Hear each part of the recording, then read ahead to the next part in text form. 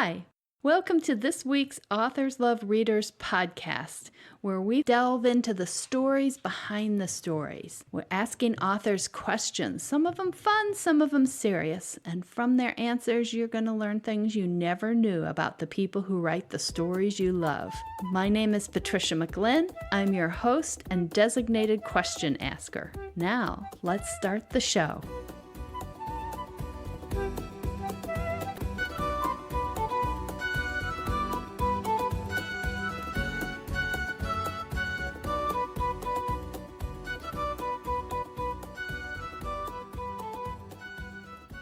Hi, welcome to this edition of Authors Love Readers. Today, my guest is Linda Cardillo.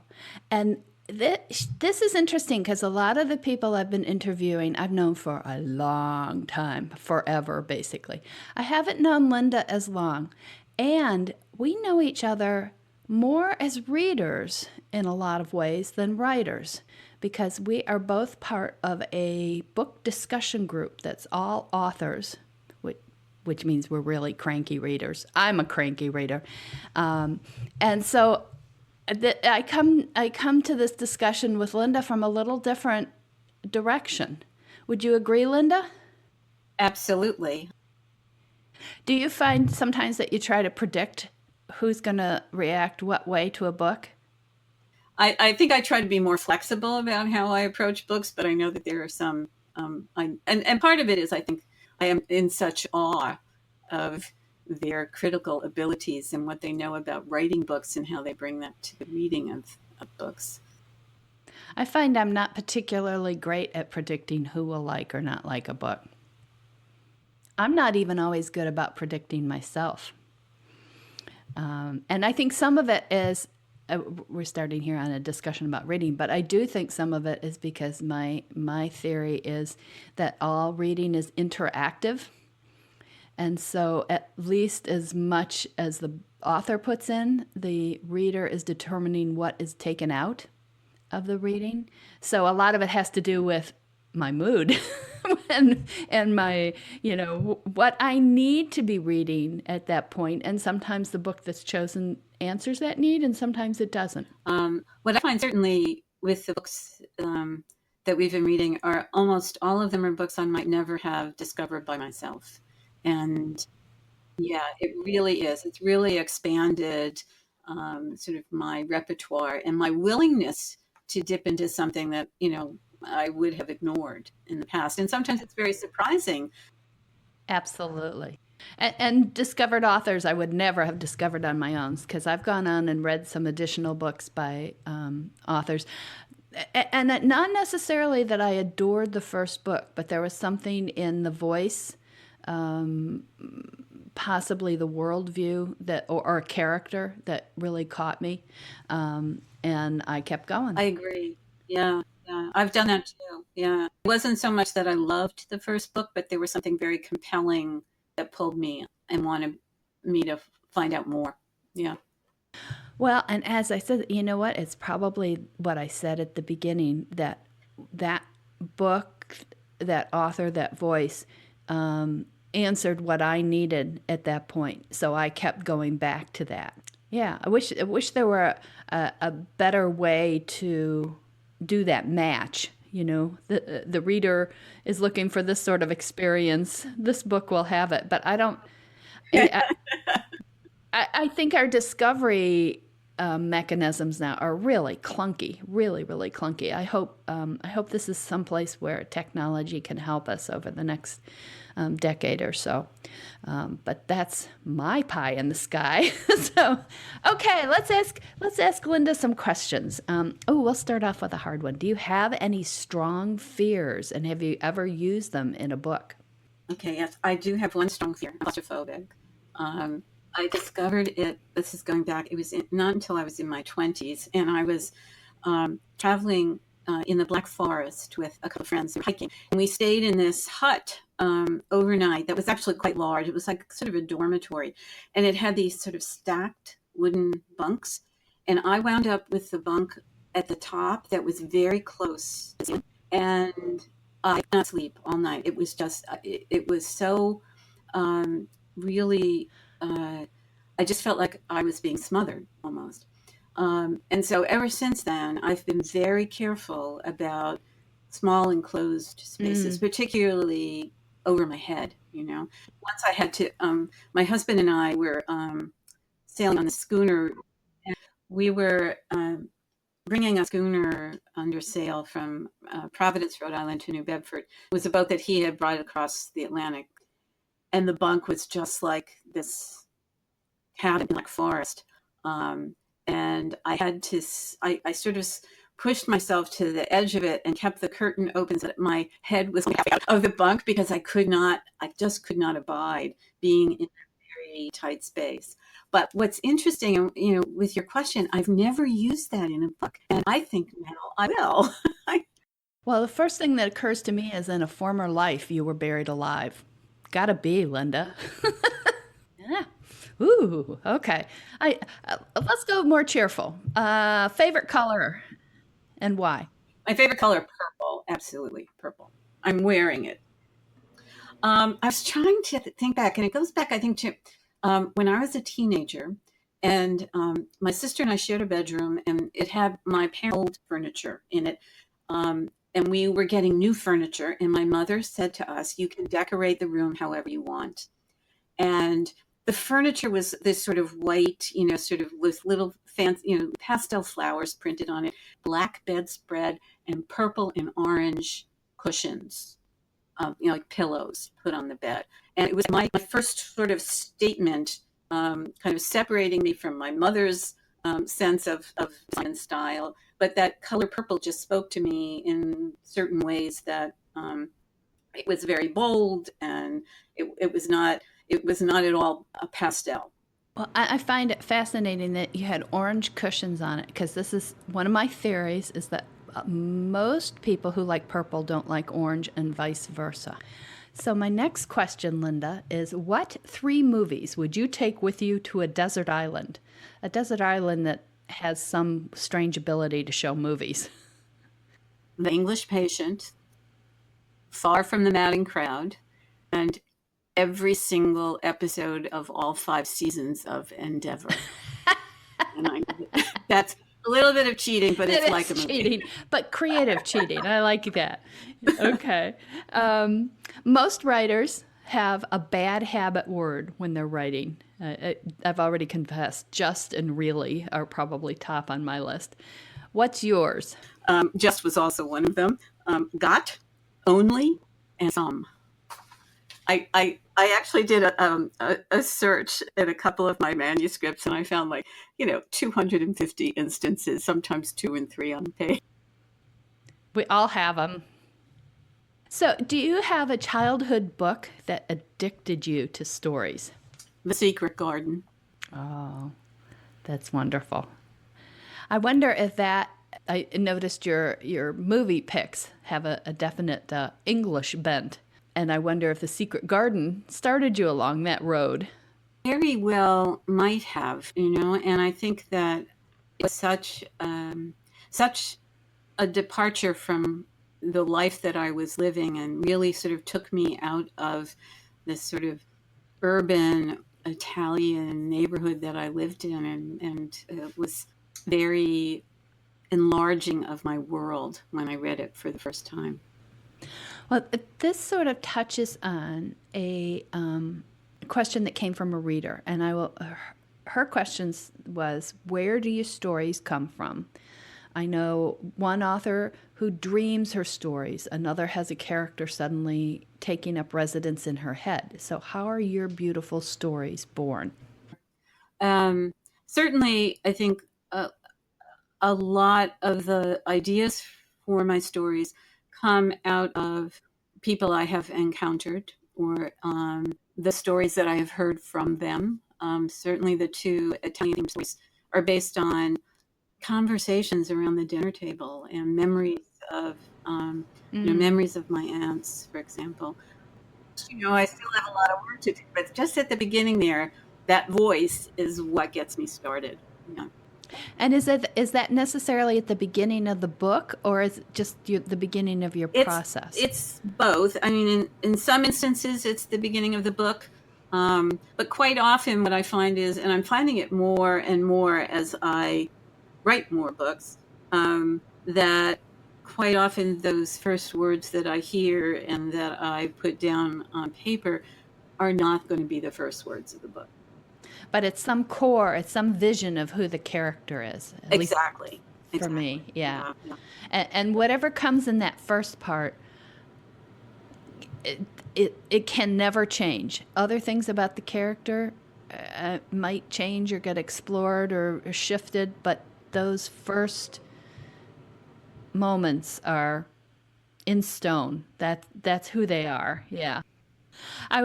Went to lunch earlier this week with a fellow author, and first of all, I was really surprised that she gave me the choice of where to sit, because I find most authors have a particular place they want to sit, and then I was really torn because I could tell one seat was going to let me see the whole restaurant, but the other seat was going to be a better eavesdropping spot. And in a way, this is research, listening to people and how people interact, and the rhythm of dialogue and how that all comes together. But more formal research, how do you feel about that? Do you love it? Do you dread it? At what point in the book do you do it? I actually love it. And sometimes I get myself a little bit too tangled up in it. Uh, I am Never happens no, to other no, writers. no. So I just finished. I have sort of an amusing story to tell about research, and I do. I mean, I do a lot of book research. I sort of. And librarians love me, and the research librarian in my local library just loves to see me walk in because she knows she's going to have the next book. But so, but I just finished a trilogy that's set on Chappaquiddick Island, which is off the coast of Martha's Vineyard. And the book was almost all written, but there were like little pieces of things that I wanted to be accurate about, because it's the book started in the 1940s, but there were still people around who remember things and would say, how sometimes people get really upset if you get even something very small in a detail wrong. So I spent the day on the island, and I had arranged with the Historical Society to use their library. And Bill was there and really happy to help me. And he had pulled out like bound copies of the newspapers. And I said to him, I have one, there's a scene, there's a sort of bar brawl. And I need the name of a bar in Edgartown. He said, you can't set a bar in Edgartown, because Edgartown was dry in the 19th. And which would have been a huge, just really huge mistake. So he said, let me see if I can help you. And he went to his computer. He said, we did some oral histories and we recorded. And sure enough, within the hour, he had dug up an oral history of some guy reminiscing about a bar in Oak Bluffs, and gave me the name of the bar, and it was still in existence. I was researching probably for my historical widow woman, but about the West. And I have more ideas for historicals. I have a couple out, but I haven't gotten to the other ones. But I got this great gift from a National Park Service librarian. I think it's the Museum of the West in St. Louis. And I was talking about trying to find out something very specific. And he said to me, the benefit you have of writing fiction is you don't have to write what did happen. You only have to write what could have happened. And I thought, yeah, yeah, that's exactly it. So you want to avoid the things that couldn't have happened, or just like you talked about, the readers are going to, and certainly I as a cranky reader, are going to be thrown out of the book and go, wait a minute. Like I read this romance once where they had the Kentucky Derby on the wrong day. And I was like, forget it. I'm not reading you. I can't trust you. So you don't want to do that ever, if at all possible. But we don't also have to say, as long as we're writing fiction, what precisely did happen. I thought that was a great gift. And that's, it's very interesting because the book that I am, it is actually, it's about a real person. But I recognized, and this was a fairly recent recognition over the summer. I mean, I've been working on this book for years, and I had finally gotten gotten it together and gotten it to my editor, and I got the multi-page, single-spaced memo back from her. And I recognized this, I had sort of insight that I am not writing a biography, and I'm not even writing the life of. I am writing about some, this pivotal experiences in this woman that inform who she is, but I don't have to be, sort of starting at the beginning and working my way linearly. And also being able to, particularly in, there's not always everything available in terms of what happens in someone's life. And you can, as a writer of fiction, I can use those empty spaces and put in there, what I imagine could have happened. And I'm not bound to what did actually happen. I found a book that was privately published, and it was the account of a woman who had gone on this Western trail in the late 1860s, I think. And it was fabulous. And this was another great gift, not only for her accounts of what happened, but it had both her diary and copies of her letters home. And the wonderful thing that I found is in her diary, she was much looser. and so that aspect of humanity and the reminder that she sort of cleaned up her reactions to some things where somebody that she maybe didn't like particularly had something happen to her, and in the diary it's like she deserved it, serves her right, and in the letter it's like, what a shame. And I thought, oh, this is a person. This is, so human.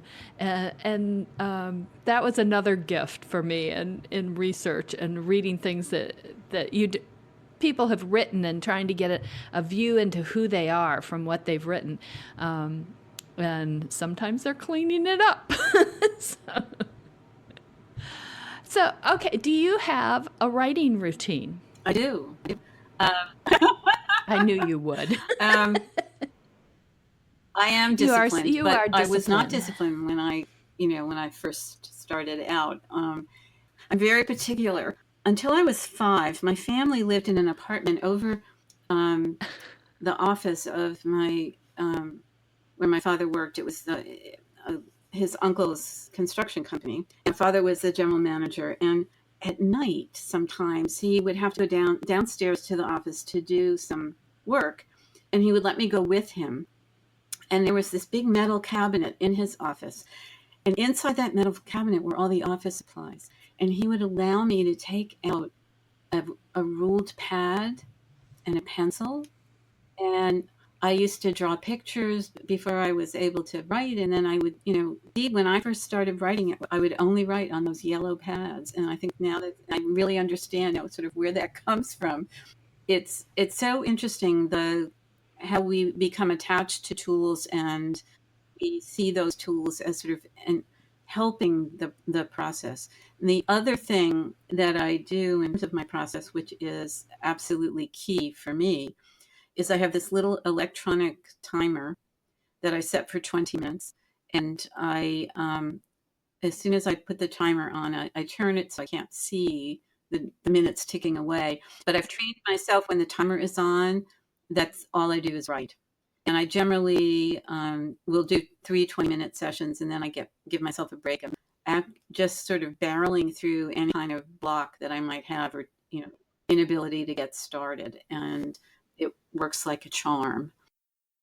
And you don't have any hand problems with doing No, that? I don't. I mean, I do, I do sort of when I do after those 60 minutes, I sort of, flex my fingers a little bit. But I haven't so far, knock on wood, right here off my desk.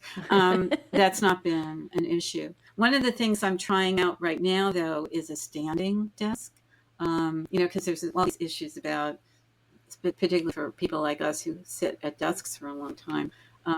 So I'm really just like a week Yes. into having a standing desk. In fact, I'm standing right now because I haven't tried writing by hand yet. Standing because I'm not at that phase right now. I'm in the revision phase, so I'm working on the computer. But it's okay. I have multiple questions off of this. So you handwrite the whole first draft, and then I type it into computer. And then will you revise it again? Oh yes. I would say most of my books go through at least 4 revisions. One of them went through 5. Yeah. And are most of them from the beginning all the way through to the end, or do you dive in and do an area and then maybe pull back out and then? I've written both ways. Sometimes I will, particularly I think if I'm feeling sort of stuck, I will write a chapter that I know, that's a little, maybe easier to get into, and then go back. I really did have to dig for it. Yeah.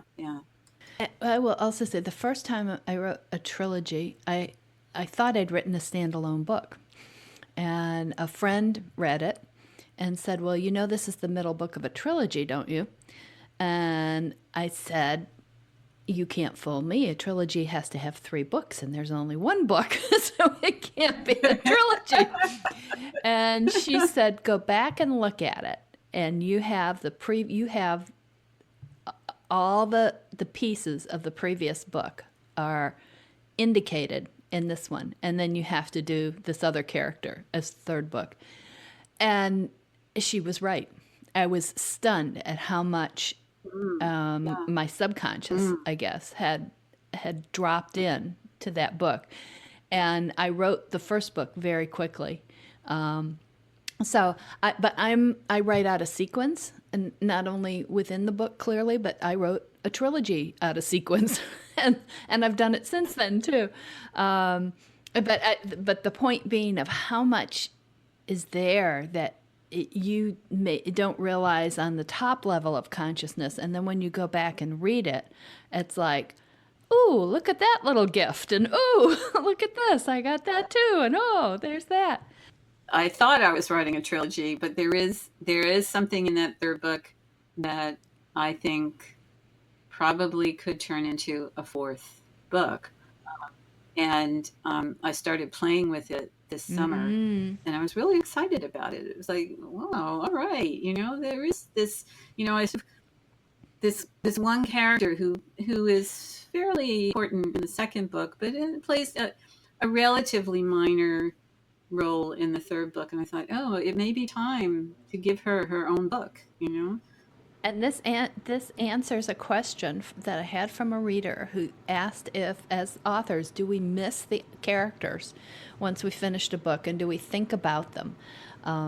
Because the reader's saying yes, she does. She thinks about the characters when she's really liked a book and when she closed it. And then, does it ever lead to additional books? So boom, there you are. Yep. Yeah. And I did. And I find, particularly with the trilogy, and I think because I had lived with these characters so long, that I really did miss them, and I missed this particular character especially. To go back for a second, you're talking about your lined yellow pads and things, and I was thinking about tools. What's the best money you've ever spent as a writer? Okay. I was thinking about this, and I think for me, it was the first writer's workshop. I only had one English-speaking friend. All of my other friends were German, and I basically, lived a German life. So I had one to bounce the ideas off and to say, "Can you read this and tell me what you think?" And I I knew I had to be in Boston one summer, and I don't know even how I found this workshop because it was long before the internet. But there was a New Englanders workshop at Simmons College, and I signed up and got accepted, and spent a week and just immersing myself. And it was the first time that I got any validation as a writer, outside of my mother telling me, "Oh, that was beautiful," and it was also my first sort of dive into understanding about writing as a discipline. Yeah. Well, that's huge because I often think we as writers there's sort of a sense. Sometimes I refer to non-writers as civilians, that that they don't, as in many occupations, the people who are not in it don't understand, don't have that view of what you're going through. And I think with writers, there's also that way of thinking and way of looking at the world. So for me, the first conference was, oh boy, there are other people weird like me, you know. But for you, where you were somewhere where it wasn't your native language, and then to come into, so you're coming back into English and then coming back into sort of your native language as a writer, that must have been such an immersion. Has your writing routine changed over the years? Did getting published change anything about your writing? I think that the discipline issue and writing to deadline, before you get published, your deadlines are sort of your own and internal. And then suddenly you have external deadlines, which for me were very motivating. But I guess I'm a very driven person, and I can think back when I was writing the first book, and my kids were small, and my husband would sometimes take Fridays off to give me a full day. I knew I had 8 hours, and my goal was always, by the time I left at 5 o'clock, was to have 8 pages written. And I try to remember that hunger sometimes when I'm sitting down at my desk or now standing at my desk, to not to get too complacent, I guess, is the key. But I think I certainly have learned an enormous amount about discipline. But the other thing I've learned, I do feel like with every book I have learned more, and I've gotten to be a better writer, and I'm a far better writer now than I was 10 years ago. And I think that I've always been open. I teach a lot of workshops and craft, but I'm always discovering new things. I have a much stronger voice now than I did. I'm much more confident in who I am as a writer. But I also think that I have a lot more about what makes good fiction since I've been writing myself. Sometimes the opinions don't agree of what makes good fiction. And that has been one of the great lessons from the group, that you aren't going to please everybody. You're just not going to. That's right. And it's such a personal connection to the words that it's, yeah. Yeah. So in their process, what's the part that you like the best, and what's the hardest part for you? Revision is the hardest part for me, and I say that because I'm in the midst of a very challenging revision right now. It's the hardest one I ever had, and I've because I'm just completely restructuring the book and rethinking my original premise, which is like, you get this reaction from your editor and these opinions, and I'm just like, oh, does she really want me to do all of that? And it's there. I've really felt overwhelmed by this sometimes, and I feel like I'm a person who likes to have a lot of structure, and I feel very unstructured in this Yeah. revision, and looking for ways to create some kind of structure for me. And I've just within the last couple of weeks found a way to do that, and I'm feeling much more, like I no longer feel like I'm drowning, and I'm sort of dog paddling now into revision. But I would say, sort of the best part for me is hearing the characters speak. For me, it's it's character, and that's what gives me the most joy and gets me light up, when I really feel like I understand who this character is, and I can weave their story. That's the exciting part. So, did you always want to have do something that had to do with writing, Yes. or editing, or Yeah. did you Yeah. have Always. always? Probably from the time I was, maybe 8 or 9 years old. But you also have a strong connection. Well, we all do with food. But I was thinking of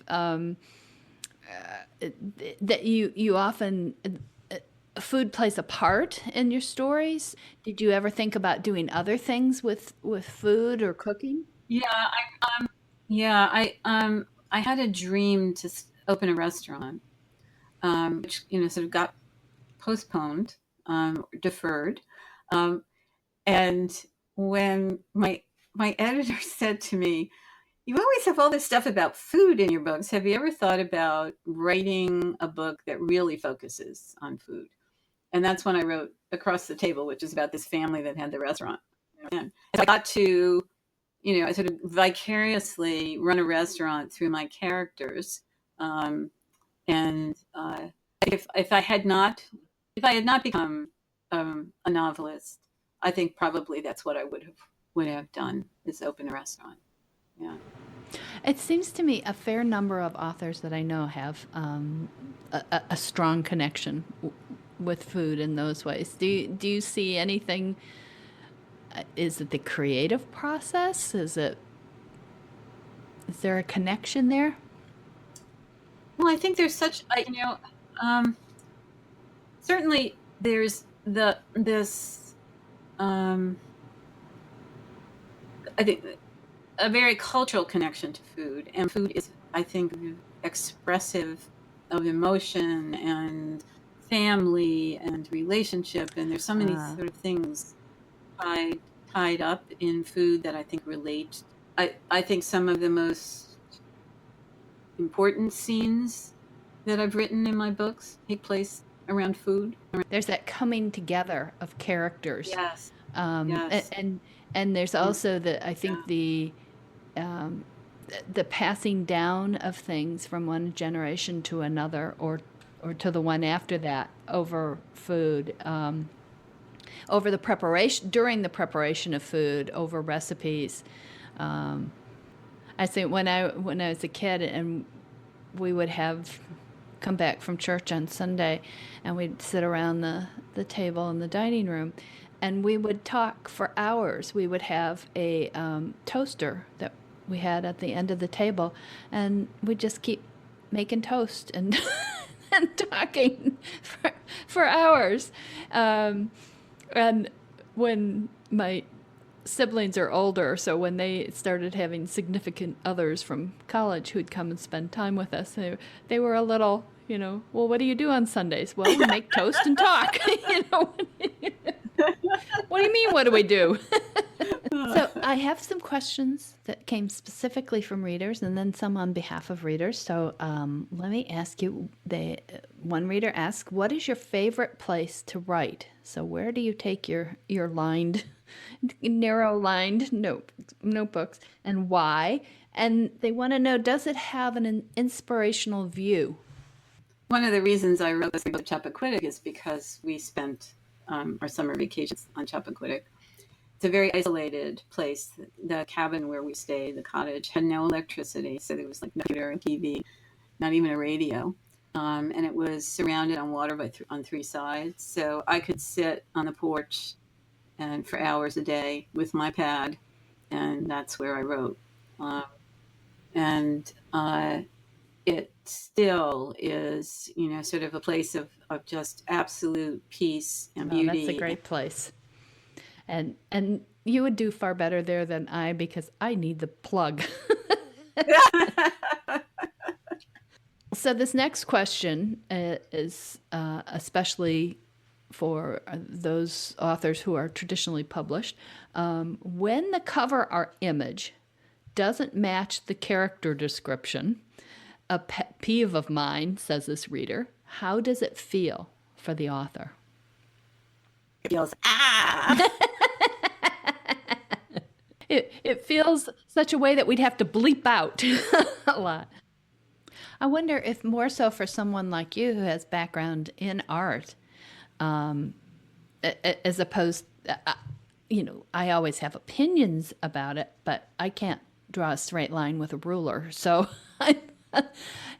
yeah, I think that the difficult thing is it is about marketing, and yet it's so it's such an emotional reaction, not only for the author but clearly for the readers, as this reader is saying. They invest in the characters, they connect with the characters, they have envisioned who the character is. I always figure if the cover is different from how I've envisioned the character, the cover's wrong. It's just, it's just wrong. I got to be right. So we have another wonderful question from a reader. If you could write a book with any author, alive or dead, who would you want to work with and why? I would say Margaret Atwood would be one of them. Yeah. I began reading her book when I was probably in my 20s. And they were just very, very powerful for me as a young woman. And helping me start seeing myself in a different light, and helping me to become, sort of just, be brave, I guess would be the word, to have more courage. And so I think and I think having courage as a writer, I think as I get older and I'm more willing to take risks as a writer. What I saw in Margaret Atwood was someone who was not fearful at all. And I thought, wow, I want to be like that. What a great compliment to her too. I think that's wonderful. I love that. Somebody who has never read your work, which book would you recommend as a kind of good entry spot for them to come into your writing and into your world? I would say that that first book, Dancing on Sunday Afternoons, which is the book that's based on my grandparents' love letters. And can I tell you an amusing story about it? Oh, yes, right. Absolutely. It has to do with marketing. So I get this call from a newspaper reporter, and she said, I've just been assigned to write an article, and I understand you've written 2 books. One is the Harlequin romance, and one is about the Lawrence Mill strike. So I said, I think you're mistaken. They're both the same book.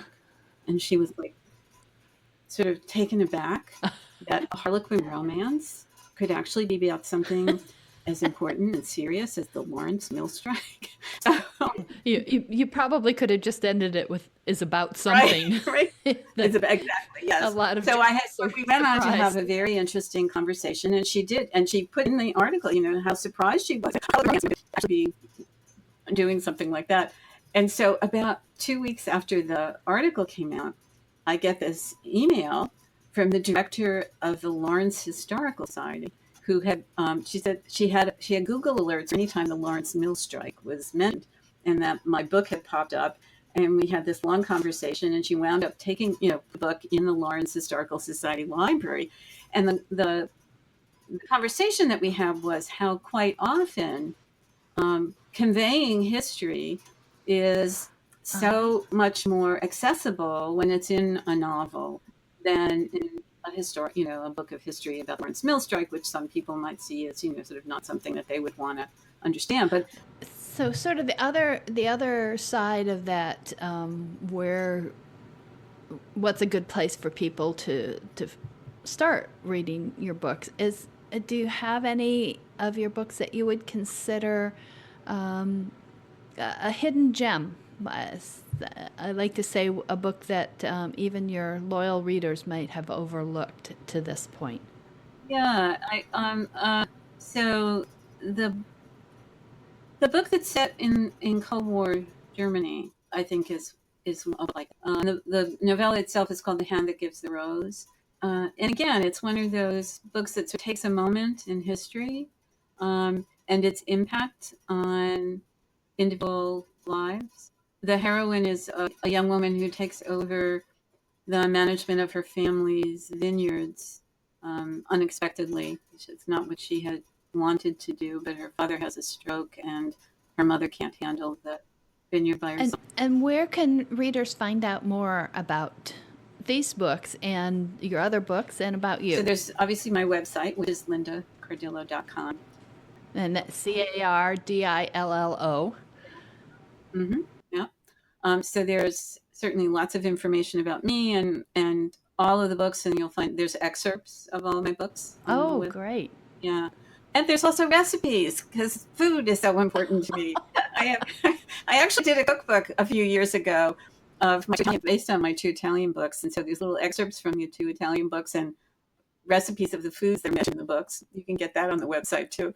But and then of course, all of my books are available on Amazon and Barnes and Noble and Apple. Before I hit you with the kind of epilogue questions, is there anything I should have asked you that I haven't? That was always my favorite question as a journalist. Got some great stuff. Not that I'm putting pressure on you or anything, Linda.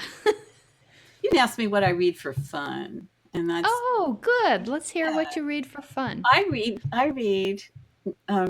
medieval mystery stories. Well, fun might not have been the right word, but I'll have to look into those. Okay.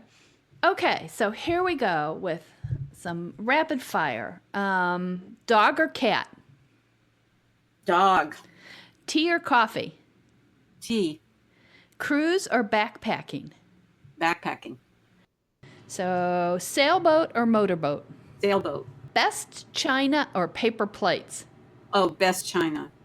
Ooh, okay. Mustard or ketchup? Mustard. Leggings or sweats? Leggings. Toenail polish or bare toenails? Toenail polish. Cake or ice cream? Cake. And let's wrap up with save the best for last or grab the best first. Save the best for last. This has been a lot of fun, Linda. Thank you so much. Really appreciate it, and hope all you listeners will come back next week for another edition of Authors Love Readers.